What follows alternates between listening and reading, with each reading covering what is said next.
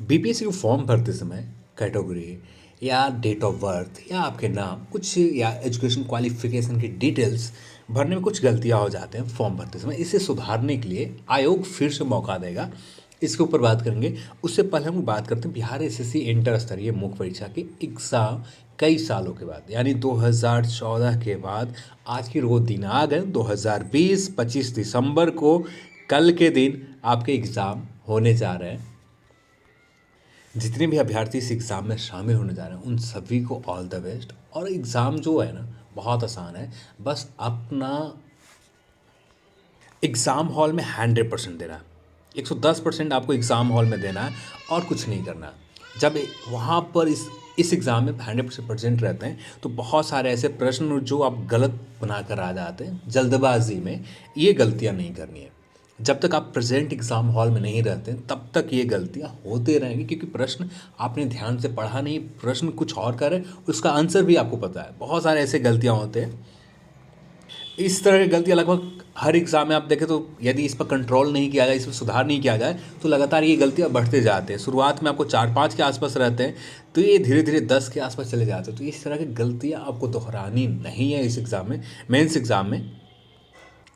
और यहाँ पर एक बात और ध्यान रखना है कि यहाँ पर आपको नेगेटिव मार्किंग भी है। नेगेटिव मार्किंग भी एक गलत करने पर -1 का, एक गलत करते हैं तो -1 माइनस किया जाएगा। यदि आप एक सही करते हैं तो 4 अंक दिए जाएंगे। तो कुछ इस तरह से आपको हिंदी पेपर में भी नेगेटिव मार्किंग है और हिंदी पेपर को आपको क्वालिफाई करना ज़रूरी है, क्वालिफाइंग स्कोर करना चाहिए, जो ज़्यादा मुश्किल काम नहीं है। यदि हिंदी ग्रामर में आपने थोड़ा सा भी मेहनत किया होगा तो यहाँ पर हिंदी का सेक्शन आसानी से क्लियर हो जाएंगे। बस मेन आपको ध्यान देना है पेपर 2 यानी जो आपका मेन पेपर है इस पर आपको ध्यान देना है। ठीक है, पेपर 2 में आपको ध्यान ये देना है कि गलती कम करें, आप अपने आप को 100% प्रेजेंट रखें एग्ज़ाम हॉल में।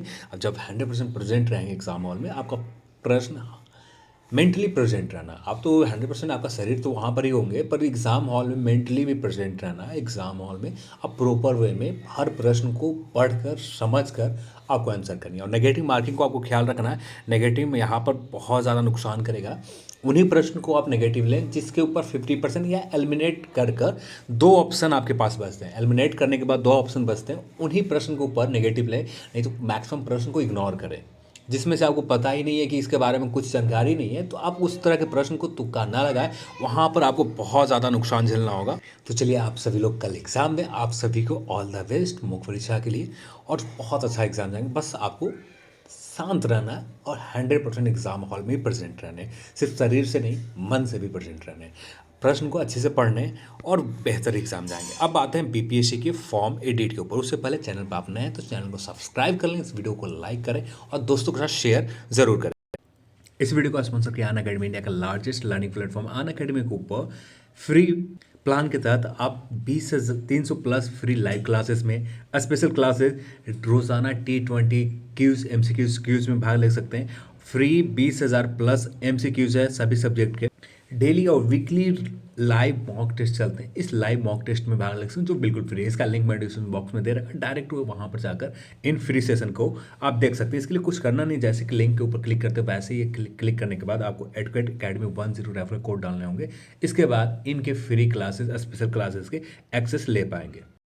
अब आते हैं बीपीएससी फॉर्म एडिट के ऊपर। और बीपीएससी जो फॉर्म एडिट करने का मौका दिए जाएंगे उन सभी अभ्यर्थियों को दिए जाएंगे, चाहे बीपीएससी ऑडिटर हो, जो भी पद, प्रोजेक्ट मैनेजर हो, MBI हो, या न्यायिक परीक्षा का फॉर्म एडिट करने हो, जितने भी फॉर्म आयोग के द्वारा जारी किए गए उन सभी फॉर्म में यदि कुछ गलतियां आपके साथ, आपने फॉर्म भरते समय कुछ गलती आपने किया है, उन फॉर्म भरते समय आप एडिट कर सकते हैं। अब आते हैं इस नोटिस के ऊपर। इस नोटिस का लिंक मैं डिस्क्रिप्शन बॉक्स में दे रखा है, आप वहाँ से भी डाउनलोड कर सकते हैं। जैसे बाद में वर्तमान में आयोग द्वारा हो किए जा रहे हैं ऑनलाइन आवेदन की प्रक्रिया क्रम में, अथवा उसके नाम, आपके यदि नाम में कुछ गलतियाँ हो जाती, कुछ अल्फ़ाबेट मिस हो जाते हैं या उल्टा लिखा आ जाता है, आरक्षण कोटि यानी जिस अपनी EWS की जगह EBC डला गया या BC की जगह EBC डला गया या ABC की जगह BC डला गया, तो ये सब इस तरह की गलतियाँ, डेट ऑफ बर्थ, लिंग, शैक्षणिक योग्यता में कुछ गलतियां हो जाते हैं। तो इसे संशोधन हेतु काफ़ी संख्या में अभ्यर्थी के द्वारा ईमेल, अभ्यावेदन के माध्यम से कार्यालय के अनुरोध किया जाता है, जिन्हें विज्ञापन से संबंधित प्रशाखा द्वारा संकलित कर आयोग के विचारार्थ प्रस्तुत कर उन पर निर्णय का प्राप्त आवश्यक कार्रवाई की जाती है। तो अभी के समय में जो एडिट करने का कोई प्रावधान नहीं किया गया कि आप किसी भी प्रकार के आपके गलतियाँ हो जाते हैं नाम या डेट ऑफ बर्थ में या आपकी कैटेगरी में या आपके शैक्षणिक योग्यता में, तो इस तरह कोई भी सुधार करने का प्रावधान नहीं है। तो अब आयोग द्वारा भविष्य में प्रकाशित होने वाले विज्ञापन के अंतर्गत, तो यहाँ पर जितने भी भविष्य में प्रकाशित होंगे आवेदन प्रक्रिया अभ्यर्थी द्वारा की गई प्रविष्टि में एडिट करने के भी प्रावधान किया जाने का निर्णय लिया गया, जिसके काफ़ी प्रक्रिया निम्न प्रकार के होंगे। यदि बात करें जो रजिस्ट्रेशन के बाद आपके डैशबोर्ड में रजिस्ट्रेशन करने के बाद आप एडिट करने के ऑप्शन दिया जाएगा, यानी आपने फॉर्म भर लिया, पेमेंट जब तक नहीं किया तब तक ही, इस बात को आपको ख्याल रखना है, पेमेंट जब तक आपने नहीं किया तब तक आपको इस फॉर्म में कुछ भी गलती होते हैं उसे 2 बार 3 बार जितने बार वेरीफाई करके वेरीफाई कर लें, कुछ गलती नहीं है उसी समय आपको सुधारने होंगे और उस जगह पर एडिट करने का ऑप्शन अब नए प्रकार से दिए जाएंगे। यदि आप पेमेंट कर देते हैं तो पेमेंट करने के बाद कुछ स्पेसिफिक कुछ विशेष टॉपिक विशेष चीज़ों को आप एडिट कर सकते हैं। फाइनल सबमिशन किए जाने के बाद अभ्यर्थी स्वयं द्वारा की गई प्रविष्टि को पुनः एडिट कर सकते हैं, जिसके लिए विज्ञापन आवेदन भरने की अंतिम तिथि निर्धारित तिथि के बाद 1 सप्ताह समय दिया जाएगा। यानी इसके लिए अलग से 1 सप्ताह समय दिए जाएंगे, परंतु वे निम्न प्रविष्टियों को भी परिवर्तन नहीं कर सकते।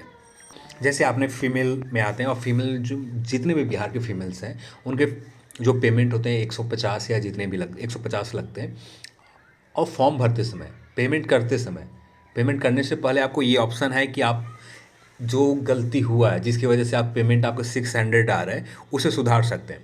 पर जब ये 600 आप पे कर देते हैं तो इसके बाद ये सुधारने का ऑप्शन तो आपको मिलेगा, पर यहाँ पर ये पेमेंट का दावा जो होंगे ये पेमेंट फुल ही रहेंगे, ये वापस नहीं होगा। परीक्षा शुल्क में रियायती के दावा किया जा गया है तो उनके द्वारा पेमेंट करने के बाद बिहार मूलवासी फीमेल होने के परिवर्तन नहीं किया जा सकता। अब मूल निवासी है बिहार के या नहीं है इसके परिवर्तन नहीं किया जा सकता, बस आपको शुरुआत में ही इसके ऊपर दिए जाएंगे, उसके बाद कुछ भी किसी प्रकार के नहीं दिए जाएंगे।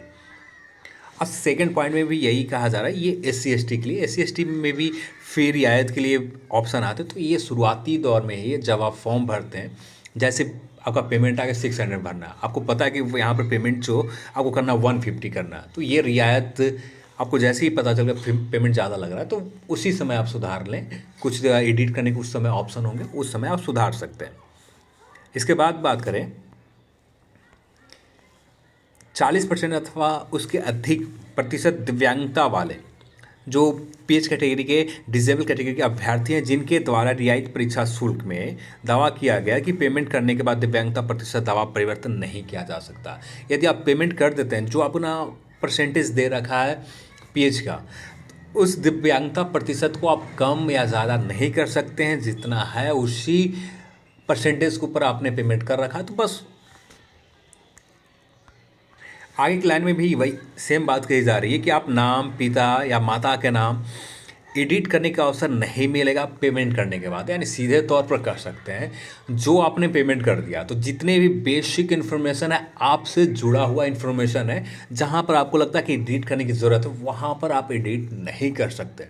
इसके बाद बात करें वैसे अभ्यर्थी जिन्हें गैर रियायती परीक्षा शुल्क भुगतान करते हुए आवेदन किया है, यदि वे एडिट करके रियायती परीक्षा शुल्क वाली कोटिया में जाना चाहते हैं तो उनके द्वारा एग्जामिनेशन फ़ी भुगतान की गई राशि वापस नहीं होगी।